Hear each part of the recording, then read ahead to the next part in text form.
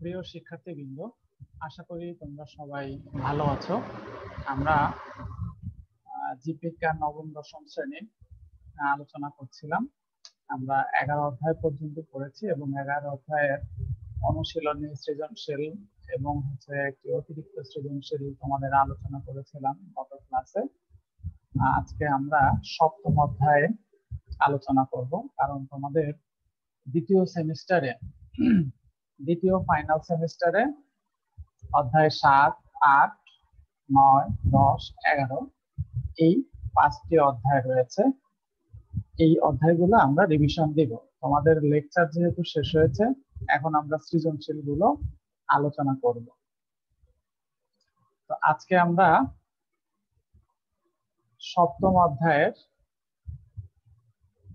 অনুশীলনী থেকে আলোচনা করব।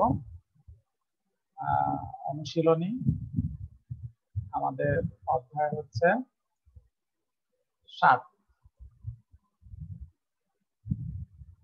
অনুশীলনী আলোচনা, জীববিজ্ঞান অধ্যায় 7, গ্যাসীয় বিনিময়। আমরা এই অধ্যায়টা আলোচনা করব। এখন দেখি আমাদের অনুশীলনীতে কি আছে, সেটা আমরা একটু দেখে নেই। এই হচ্ছে আমাদের সপ্তম অধ্যায়ের অনুশীলনী। তোমরা নিশ্চয়ই দেখতে পাচ্ছ। এখানে দেখো, আমরা বহু নির্বাচনী গুলো আগে দেখি। বহু নির্বাচনী একে দেখো, নিচের কোনটির সংক্রমণে যক্ষা হয়? নিচের কোনটির সংক্রমণে যক্ষা হয়? তাহলে দেওয়া আছে ভাইরাস, ব্যাকটেরিয়া, ছত্রাক, প্রোটোজোয়া। এটার উত্তর হবে ব্যাকটেরিয়া, অর্থাৎ 1 2 বা খ নাম্বার ব্যাকটেরিয়া উত্তর। এটা টিক দিয়ে রাখো। 2 নম্বরে কি আছে? উদ্ভিদের গ্যাসীয় বিনিময়ে সাহায্য করে স্টোমাটা, লেন্টিসেল, মূলরম। দেখো, এখানে স্টোমাটা এবং লেন্টিসেল গ্যাসীয় বিনিময়ে সাহায্য করে, মূলরম গ্যাসীয় বিনিময়ে সাহায্য করে না। তাহলে উত্তর হবে কি 1 2, অর্থাৎ কোনটি? ক নাম্বার, মানে হলো 2 এর 1, এই যে ক নাম্বার।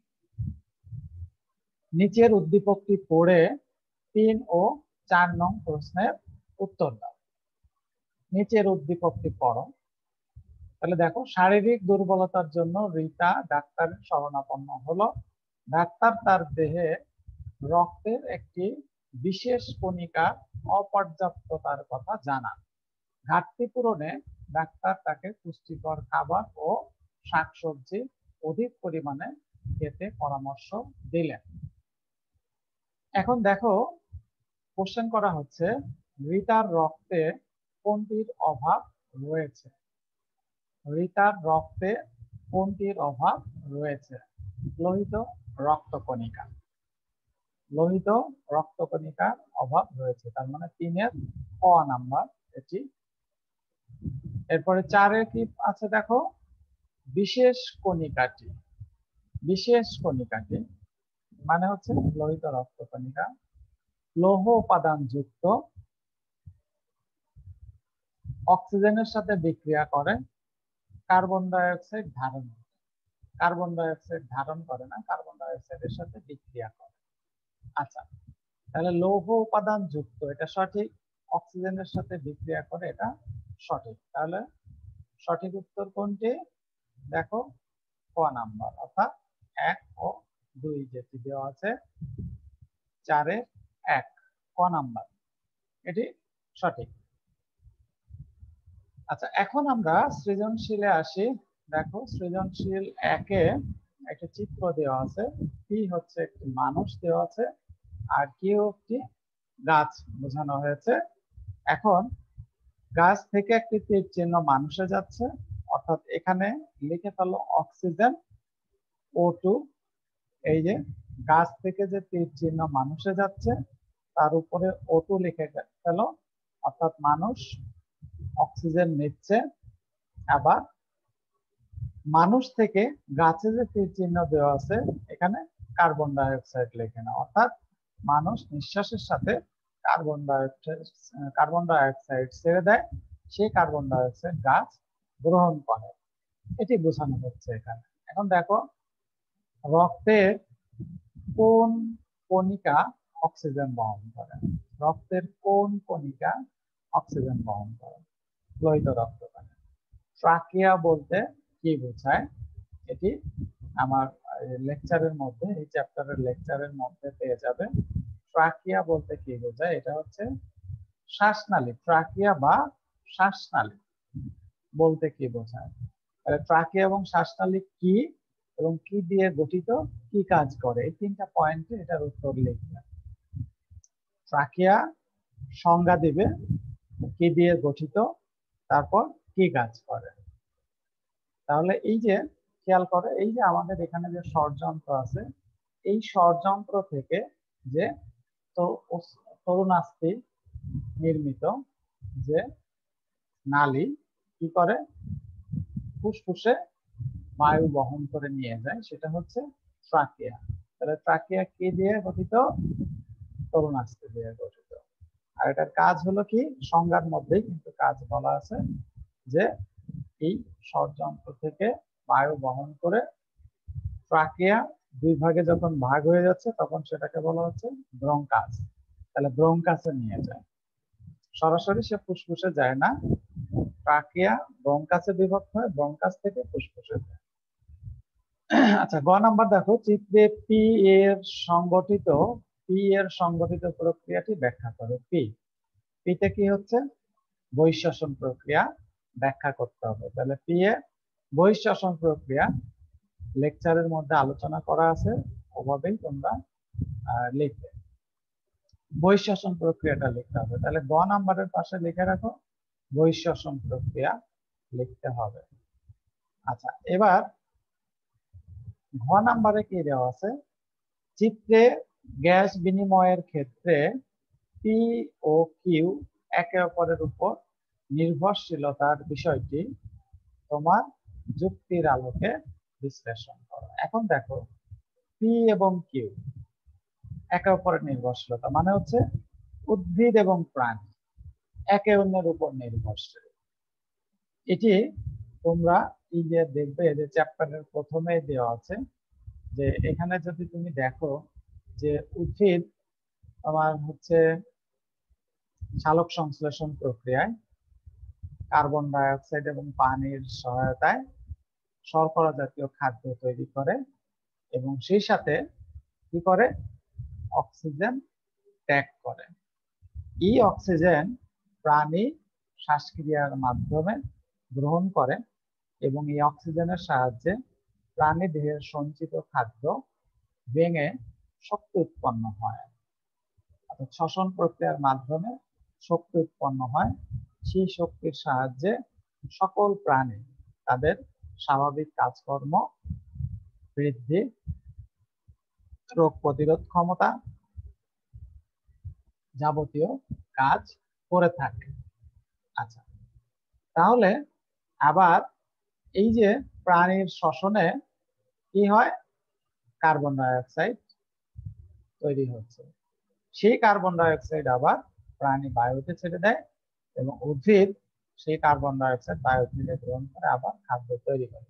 তোমরা 162 পৃষ্ঠাতে এটার উত্তরটা পেয়ে যাবে, একবারে সরাসরি বইয়ে এভাবে দেখবে লেখা আছে, যেভাবে লেখা আছে এতটুকু লিখলেই চলবে। 4 নাম্বারের উত্তর।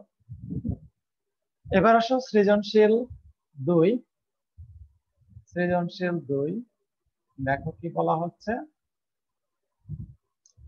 রাশেদ ও জামিল জাহাজ ভাঙা শিল্পে কাজ করে। রাশেদ আর জামিল জাহাজ ভাঙা শিল্পে কাজ করে। কাশি ও বুকে ব্যথা সহ অন্যান্য শারীরিক সমস্যায় ভোগায়। উভয়ে ডাক্তারের শরণাপন্ন হন। ডাক্তার বিভিন্ন পরীক্ষা নিরীক্ষার পর নিশ্চিত হন যে রাশেদের শ্বসন অঙ্গের কোষ বিভাজন অনিয়ন্ত্রিত হয়ে পড়েছে। মানে শ্বসন অঙ্গের কোষ বিভাজন অনিয়ন্ত্রিত হয়ে পড়েছে, মানে ফুসফুসের ক্যান্সার। তাহলে রাশেদের কি হচ্ছে, ফুসফুসের ক্যান্সার। আর আরেকজনকে জামিল। অন্যদিকে জামিলের রোগটি শ্বসন অঙ্গ ছাড়াও অন্ত্র ও হাড়ে বিস্তার লাভ করেছে। তার মানে জামিলের হচ্ছে যক্ষ্মা, তাহলে রাশেদের হলো ফুসফুসের ক্যান্সার, জামিলের হলো যক্ষ্মা। মধ্যচ্ছদা বা ডায়াফ্রাম কি?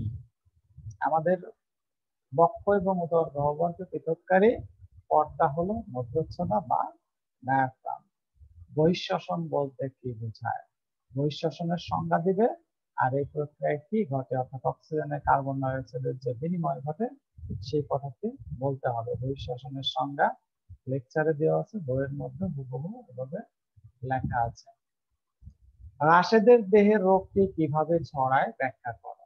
তাহলে রাশেদের রোগটি কি? ফুসফুসের ক্যান্সার। এখন রাশেদের রোগটি কিভাবে ছড়ায় সেটা ব্যাখ্যা করতে হবে। তাহলে রাশেদের কি? ফুসফুসের ক্যান্সার। এখন ফুসফুসের ক্যান্সার ছড়ানোর কারণ, কিভাবে রোগটি ছড়ায়। তাহলে এই যে এখানে দেখবে যে বইয়ের মধ্যে কারণ দেওয়া আছে, এই কারণ এবং যে তোমার প্রতিরোধ, সেখান থেকে বিষয়টা লিখতে হবে। যেহেতু এই ক্যান্সার হচ্ছে তোমার ফুসফুসের ক্যান্সারের প্রধান কারণ কি? বায়ু এবং পরিবেশ দূষণ বা বাসস্থান অথবা কর্মক্ষেত্রে দূষণ করতে পারে এমন সব বস্তুর সংস্পর্শে আসলে ফুসফুসে ক্যান্সার হয়। যেমন হচ্ছে অ্যাসবেস্টাস, আর্সেনিক, ক্রোমিয়াম, নিকেল, কঠিন ধাতুর গুঁড়া ইত্যাদি যদি তোমার ফুসফুসে প্রবেশ করে তাহলে ফুসফুসে ক্যান্সার হতে পারে। আর একটা হচ্ছে যে ফুসফুসে যদি ক্ষত সৃষ্টি হয় তাহলে পরবর্তীতে ক্যান্সার হতে পারে। যেমন নিউমোনিয়ার কারণে ফুসফুসে ক্ষত সৃষ্টি হতে পারে, যক্ষার কারণে ফুসফুসে ক্ষত সৃষ্টি হতে পারে, সেখান থেকে এই ক্যান্সারটা হয়ে যাবে। তাহলে এভাবে হচ্ছে এই ক্যান্সার ছড়ায়।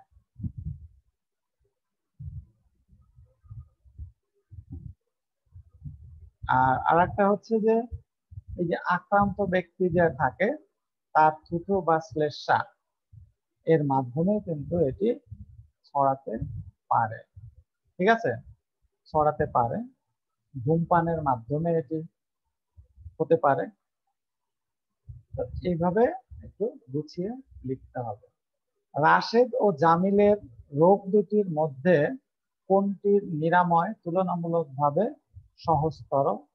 কারণ বিশ্লেষণ করা। রাশেদ ও জামিলের, তাহলে আমাদের রাশেদের কি রোগ হয়েছে?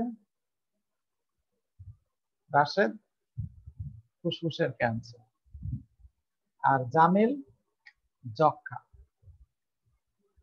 কোনটির নিরাময় তুলনামূলকভাবে সহজতর? এখন বলো যে ফুসফুসের ক্যান্সার আর যক্ষা কোনটার নিরাময় সহজতর? যক্ষা হলে রক্ষা নাই এই কথার ভিত্তি নাই। তার মানে বুঝতে পেরেছ কার রোগটা নিরাময় তুলনামূলক সহজতর? যার যক্ষা হয়েছে তারটা নিরাময় সহজতর, অর্থাৎ জামিলের রোগটি নিরাময় সহজতর। আর এই ক্যান্সার যেহেতু অনিয়ন্ত্রিত কোষ বিভাজনের ফলে সৃষ্টি হয় তাই এটি নিরাময় কঠিন, কারণ এটার নিরাময়ের জন্য তোমাকে রেডিয়েশন দিতে হবে। আর ফুসফুসে রেডিয়েশন দেওয়াটা সহজ নয়। কারণ কি? ফুসফুসের যে বায়ুথলি বা অ্যালভিওলাই রয়েছে, এটা যখন রেডিয়েশন দেবে তখন এগুলো নষ্ট হয়ে যাবে।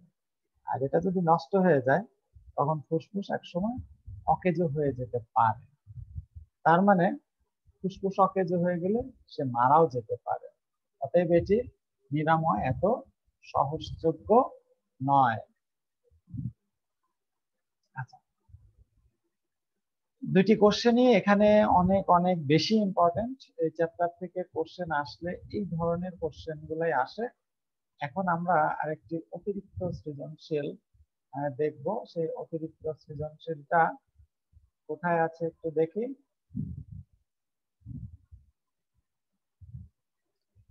অতিরিক্ত সৃজনশীল,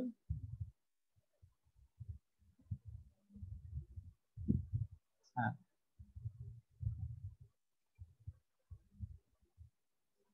অতিরিক্ত সৃজনশীলটা এখানে আছে। তাহলে দেখো, অধ্যায় 7-এ আমরা একটা অতিরিক্ত সৃজনশীল করি যে আকাশ বেশ কিছুদিন যাবত শক্ত খাবার খেতে পারছে না। এটা একটা রোগের লক্ষণ থেকে দেওয়া হয়েছে। সেই সাথে সে জ্বর ও কাশিতে ভুগছে। কাশির সাথে অনেক সময় কফ বের হয় এবং প্রচন্ড বুকে ব্যথা অনুভব হয়। তাহলে এই যে যে রোগের এখানে লক্ষণগুলো দেওয়া আছে, এই লক্ষণগুলো কোন রোগের সেটি আগে তোমাকে বুঝতে হবে, তারপর তোমার উত্তর করতে হবে। এখন এই রোগের লক্ষণগুলো যদি তোমার মুখস্থ না থাকে বা জানা না থাকে, তাহলে কিন্তু বুঝতে পারবে না। এখানে দেখো, অনেক দিন যাবত, আকাশ বেশ কিছুদিন যাবত শক্ত খাবার খেতে পারে না। তাহলে কোন রোগে শক্ত খাবার খেতে পারে না? ব্রঙ্কাইটিস। শুধু একটা দেখলে হবে না, কাশিতে ভুগছে, জ্বর এবং কাশিতে ভুগছে, ব্রঙ্কাইটিস। কাশির সাথে অনেক সময় কফ বের হয়, কাশির সাথে অনেক সময় কফ বের হয়, এটা ব্রঙ্কাইটিস। এবং প্রচন্ড বুকে ব্যথা অনুভব করেন, সবগুলোই ব্রঙ্কাইটিসের লক্ষণ।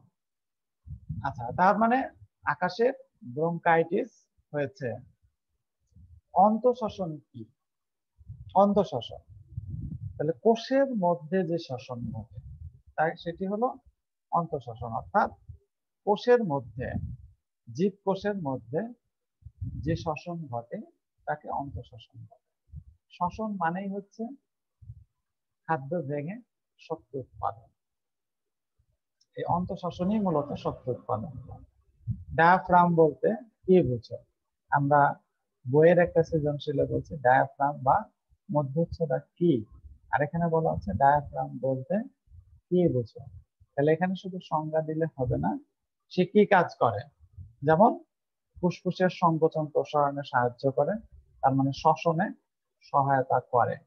আর বক্ষ গহ্বর এবং উদর গহ্বরকে পৃথক করে রাখে, এটাই হচ্ছে তার প্রধান কাজ। আকাশে রোগাক্রান্ত হওয়ার কারণ ব্যাখ্যা করো।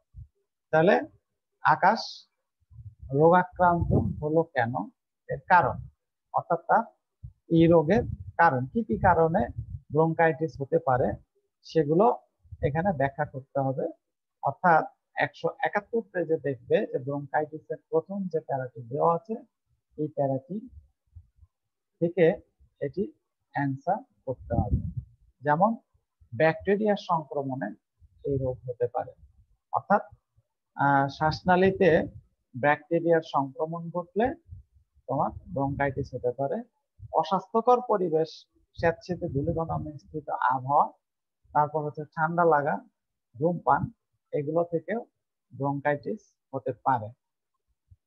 আবার কলকারখানার ধুলাবালি এবং ধোঁয়াময় পরিবেশে যদি বসবাস করে কেউ, তারও ব্রঙ্কাইটিস হওয়ার সম্ভাবনা রয়েছে। তাহলে এই কারণগুলো এখানে উল্লেখ করতে হবে।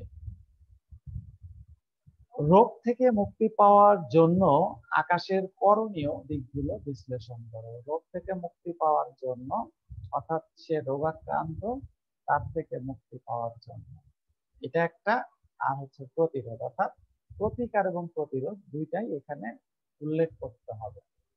মূলত এখানে প্রতিকারটা বেশি করতে হবে, উল্লেখ করতে হবে, তার সাথে প্রতিরোধ ব্যবস্থাটাও উল্লেখ করতে হবে। অর্থাৎ এখান থেকে সে কিভাবে রক্ষা পেতে পারে, না হয় তার জন্য সে কি ব্যবস্থা নিতে পারে, সেই কথাগুলো এখানে আসবে। যেমন এই যে ধূমপান, মদ্যপান, তারপর হচ্ছে তামাক বা সাদা পাতা খাওয়া বন্ধ করতে হবে, ডাক্তারের পরামর্শ অনুযায়ী ওষুধ সেবন করতে হবে, বিভিন্ন চিকিৎসা নিতে হবে, রোগীকে সহনীয় উষ্ণতা এবং শুষ্ক পরিবেশে রাখতে হবে, সহনীয় উষ্ণতা এবং শুষ্ক পরিবেশ দুইটাই। বেশি গরম পরিবেশে রাখা যাবে না, বেশি ঠান্ডা পরিবেশে ঠান্ডা তো রাখা যাবেই না।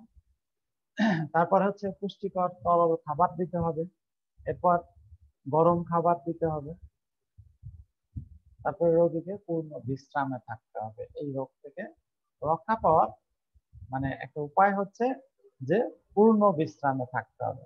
ধূমপান এবং তামাক সেবনের মধ্যে যদি বদভ্যাস কারো থাকে তাহলে সেটা তাকে ত্যাগ করতে হবে।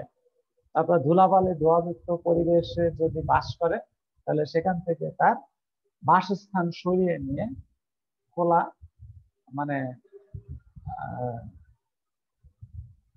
আলো বাতাস সমৃদ্ধ জায়গায় তার বাসস্থান স্থানান্তর করতে হবে। আর শিশু এবং বয়স্কদের ঠান্ডা লাগা থেকে দূরে রাখতে হবে, অর্থাৎ যাতে ঠান্ডা না লাগতে পারে তার জন্য ব্যবস্থা গ্রহণ করতে হবে। যাই হোক, আজকে এই পর্যন্তই। আগামী দিন আমরা পরের চ্যাপ্টারটা পড়বো, অর্থাৎ অধ্যায় 8 এর সৃজনশীল এবং অনুশীলনী কোশ্চেন গুলো নিয়ে আলোচনা করব। সবাই এগুলো একটু পড়ে ফেলবে আর এগুলো সুন্দর করে লিখবে। তোমরা অনেকেই কিন্তু বাসায় লিখেছো, এই যে তোমরা যে পরীক্ষা দিয়েছো বাসায় লিখেছো, দেখে দেখে লিখেছো, বা কেউ হয়তো মুখস্থ করে লিখেছো, কিন্তু যত্ন সহকারে লেখো নাই। এটা পড়ালেখা অবশ্যই যত্ন সহকারে করতে হবে।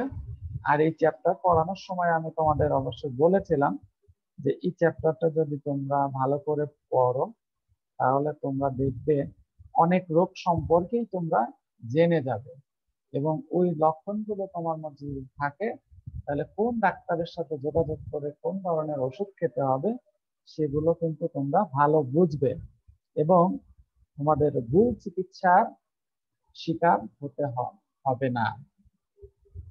যাই হোক, ঠিক আছে, সবাই ভালো থাকবে, সবাই সুস্থ থাকবে। আজ এ পর্যন্ত।